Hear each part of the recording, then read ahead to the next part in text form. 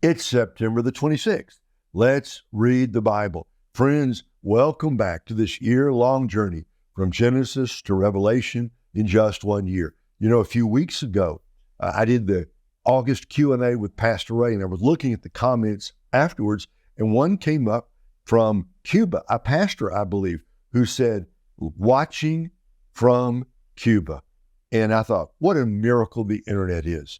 These countries that in times past were so difficult to get into, now by the internet, we can reach the whole world. People from around the world can come to this website. They can watch it on YouTube. They can watch on Rumble. Doesn't matter. Let me remind you also that all the videos we've done so far, January the 1st through September 26th, they're archived on Facebook, on Rumble, on YouTube, and at keepbelieving.com. So we hope you will use that archive and also share it with your friends. Tell your friends about this Bible reading program. You know, it's not too late. People could join us right now and read with us to the end of the year. Now, this is day 3 of our 17-day journey through the amazing book of Isaiah. There are these prophets called the major prophets, not because they're more important, just because they're longer. And the book of Isaiah has 66 chapters. It divides into 2 parts, chapters 1 through 39, condemnation, chapters 40 through 66, comfort. Condemnation first, and then comfort. Remember, Isaiah prophesied publicly for about 60 years, from a period of about 740 BC to about 680 BC. That's a really long time to have a public ministry.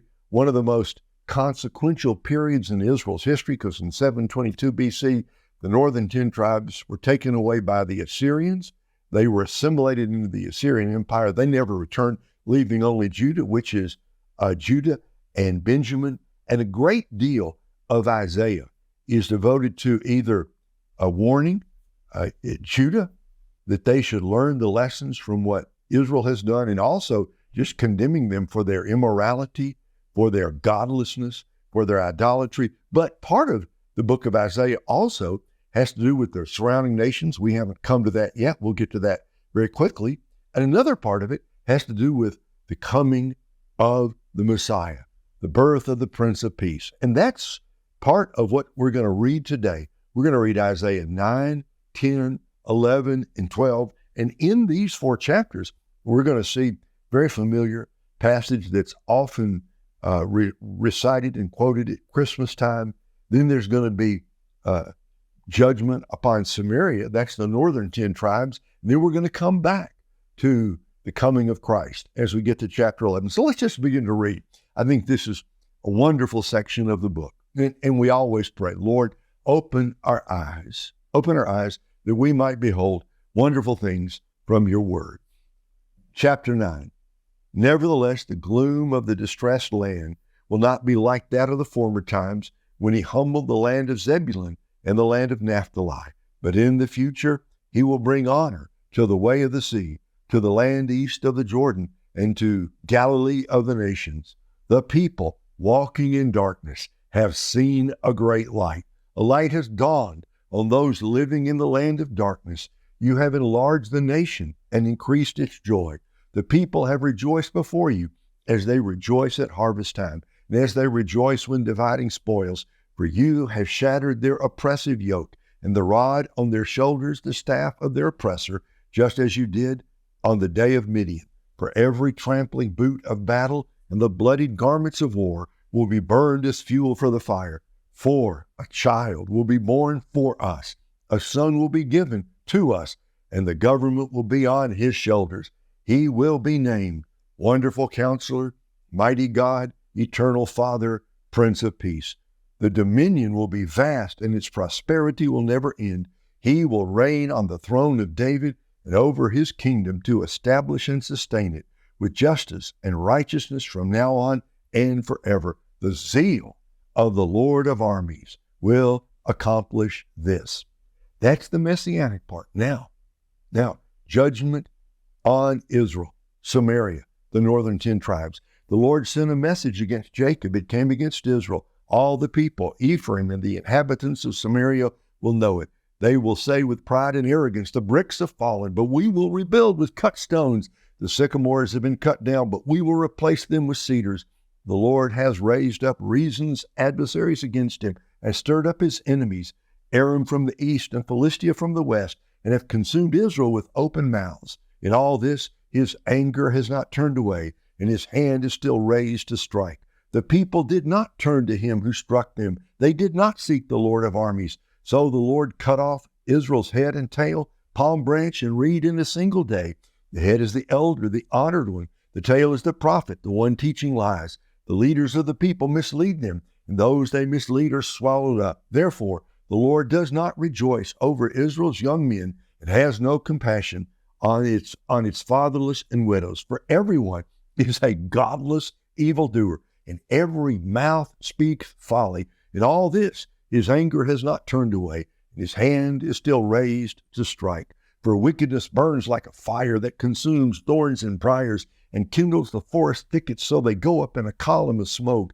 The land is scorched by the wrath of the Lord of armies, and the people are like fuel for the fire. No one has compassion on his brother. They carve meat on the right, but they are still hungry. They have eaten on the left, but they are not satisfied. Each one eats the flesh of his arm. Manasseh eats Ephraim, and Ephraim Manasseh together. Both are against Judah. In all this, his anger has not turned away, and his hand is still raised to strike. Isaiah 10. Woe to those enacting crooked statutes and writing oppressive laws to keep the poor from getting a fair trial, and to deprive the needy among my people of justice, so that widows can be their spoil, and they can plunder the fatherless. What will you do on the day of punishment, when devastation comes from far away? Who will you run to for help? Where will you leave your wealth? There will be nothing to do except crouch among the prisoners or fall among the slain. In all this, his anger has not turned away, and his hand is still raised to strike. Woe to Assyria, the rod of my anger, the staff in their hands is my wrath. I will send him against a godless nation. I will command him to go against a people destined for my rage, to take spoils, to plunder, and to trample them down like clay in the streets. But this is not what he intends. This is not what he plans. It is his intent to destroy and to cut off many nations. For he says, aren't all my commanders kings? Isn't Calno like Carchemish? Isn't Hamath like Arpad? Isn't Samaria like Damascus? As my hand sees the kingdoms of worthless images, kingdoms whose idols exceeded those of Jerusalem and Samaria, and as I did to Samaria and its worthless images, will I not also do to Jerusalem and its idols? God's going to use Assyria to judge the northern 10 tribes, but in their arrogance, they're going to go too far. Verse 12, but when the Lord finishes all his work against Mount Zion and Jerusalem, he will say, I will punish the king of Assyria for his arrogant acts and the proud look in his eyes. For he said, I have done this by my own strength and wisdom, for I am clever. I abolished the borders of nations and plundered their treasures. Like a mighty warrior, I subjugated the inhabitants. My hand is reached out as if into a nest to seize the wealth of the nations. Like one gathering abandoned eggs, I gathered the whole earth. No wing fluttered, no beak opened or chirped. Does an axe exalt itself above the one who chops with it? Does a saw magnify itself above the one who saws with it? It would be like a rod waving the ones who lift it. It would be like a staff lifting the one who isn't wood. Therefore, the Lord God of armies will inflict an emaciating disease on the well-fed of Assyria. He will kindle a burning fire under its glory. Israel's light will become a fire, and its Holy One a flame. In one day it will burn and consume Assyria's thorns and thistles. He will completely destroy the glory of its forests and orchards. As a sickness consumes a person, the remaining trees of its forest will be so few in number that a child could count them. On that day, the remnant of Israel and the survivors of the house of Jacob will no longer depend on the one who struck them, but they will faithfully depend on the Lord, the Holy One of Israel. The remnant will return, the remnant of Jacob, to the mighty God. Israel, even if your people were as numerous as the sand of the sea, only a remnant of them will return. Destruction has been decreed. Justice overflows. For throughout the land, the Lord God of armies is carrying out a destruction that was decreed. Therefore, the Lord God of armies says this, my people who dwell in Zion, do not fear Assyria. though they strike you with a rod and raise their staff over you as the Egyptians did, in just a little while, my wrath will be spent, my anger will turn to their destruction, and the Lord of armies will brandish a whip against him as he did when he struck Midian at the rock of Oreb, and he will raise his staff over the sea as he did in Egypt. On that day, his burden will fall from your shoulders and his yoke from your neck. The yoke will be broken because your neck will be too large. Assyria has come to Iath, has gone through Migron, storing their equipment at Michmash. They crossed over the ford, saying, we will spend the night at Geba. The people of Ramah are trembling. Those at Gibeah of Saul have fled. Cry aloud, daughter of Gallim. Listen, Lasha. Anathoth is miserable. Madmenah has fled. The inhabitants of Gibeon have sought refuge. Today, the Assyrians will stand at Nob, shaking their fists at the mountain of daughter Zion, the hill of Jerusalem. Look, the Lord God of armies will chop off the branches with terrifying power, and the tall trees will be cut down, the high trees felled. He is clearing the thickets of the forest with an axe, and Lebanon with its majesty will fall. There's a double-sided message here. Because Israel has been so wicked and evil, they have not obeyed the Lord their God. God's going to rouse the Assyrians, mighty, mighty empire, to come and take Israel into judgment.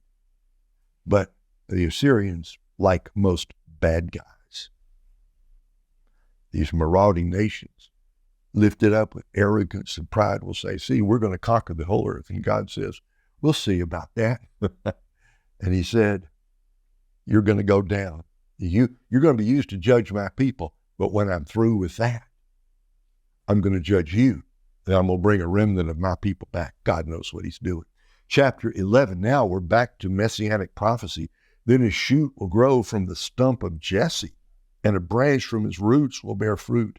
The Spirit of the Lord will rest on him, a spirit of wisdom and understanding, a spirit of counsel and strength, a spirit of knowledge and of the fear of the Lord. His delight will be in the fear of the Lord. He will not judge by what he sees with his eyes. He will not execute justice by what he hears with his ears, but he will judge the poor righteously and execute justice for the oppressed of the land. He will strike the land with a scepter from his mouth, and he will kill the wicked with a command from his lips. Righteousness will be a belt around his hips. Faithfulness will be a belt around his waist. The wolf will dwell with the lamb, and the leopard will lie down with the goat. The calf, the young lion, and the fattened calf will be together, and a child will lead them. The cow and the bear, natural enemies, they will graze. Their young ones will lie down together, and the lion will eat straw like cattle. An infant will play beside the cobra's pit, and a toddler will put his hand into a snake's den. They will not harm or destroy each other on my holy mountain, for the land will be as full of the knowledge of the Lord as the sea is filled with water. The first part of that is a description of Jesus and his coming, the root of Jesse. Of course, Jesse's son, David, David's throne. Jesus, the great Messiah, son of David, son of Abraham. He's going to rule and reign. Came as the root of Jesse. Someday he's coming back. This is a description of the coming millennial kingdom, the 1,000 years of paradise on the earth. Now, verse 10, on that day, the root of Jesse will stand as a banner for the peoples. The nations will look to him for guidance, and his resting place will be glorious. On that day, coming day, second coming, on that day the Lord will extend his hand a second time to recover the remnant of his people who survive from Assyria, Egypt, Pathros, Cush, Elam, Shinar, Hamath, and the coasts and islands of the west. He's going to bring his people home. He will lift up a banner for the nations and gather the dispersed of Israel. He will collect the scattered of Judah from the four corners of the earth. Great regathering of the Jewish people. Ephraim's envy will cease. Judah's harassing will end. Ephraim will no longer be envious of Judah, and Judah will not harass Ephraim. In other words, these 10 tribes and 2 tribes, they fought against each other. They were envious and jealous of each other, but no more. They will swoop down on the Philistine flank to the west. Together they will plunder the people of the east. They will extend their power over Edom and Moab, and the Ammonites will be their subject. The Lord will divide the Gulf of Suez. He will wave his hand over the Euphrates with his mighty wind and will split it into 7 streams, letting people walk through on foot. There will be a highway for the remnant of his people who will survive from Assyria, as there was for Israel when they came up from the land of Egypt. A great day of ingathering is coming in the last day. Chapter 12, Song of Praise. On that day you will say, I will give thanks to you, Lord, although you were angry with me. Your anger has turned away, and you have comforted me. Indeed, God is my salvation. I will trust him and not be afraid. For the Lord himself is my strength and my song. He has become my salvation. You will joyfully draw water from the springs of salvation. And on that day you will say, give thanks to the Lord, proclaim his name, make his works known among the peoples, declare that his name is exalted. Sing to the Lord, for he has done glorious things. Let this be known throughout the earth. Cry out and sing, citizen of Zion, for the Holy One of Israel is among you in his greatness. That describes the song of the redeemed of Israel. They are gathered, regathered, and converted. And they've come to the Lord. But there's more than that. It's a great thing here. You are angry with me, but your anger is turned away. You have comforted me. Here's a great word for all of us today. God is my salvation. I will trust him and not be afraid. Would you say that with me? I'm going to say it. Then you say it after me. God is my salvation. God is my salvation. I will trust him. I will trust him and not be afraid, and not be afraid. Let's say it together. God is my salvation. I will trust him and not be afraid. Here's the rest of that verse. This is Isaiah 12:2. For the Lord himself is my strength and my song. He has become my salvation. God is my salvation. I will trust him and not be afraid. If you will say that, you're going to have a great day. If you'll say that and believe it and live it, you're going to experience God's blessings today. Hard times may come, difficulties and troubles of various kinds, but just say to yourself, God is my salvation. I will trust him and not be afraid. Friends, have a great day. Aren't you glad we've got this wonderful book of Isaiah? We got a lot more to read in it, but we're 12 chapters into the 66. Come back tomorrow. We're going to, let's see, tomorrow, starting tomorrow, this denunciation, this condemnation. We've talked about Judah and Israel. Now, we're going to start tomorrow and see what God has to say about the surrounding pagan nations. Newsflash, it's not necessarily good news. So come back. We're going to see what God has to say. Have a great day, folks. Remember, God is my salvation. I will trust him and not be afraid. Have a great day. See you back here tomorrow. God bless.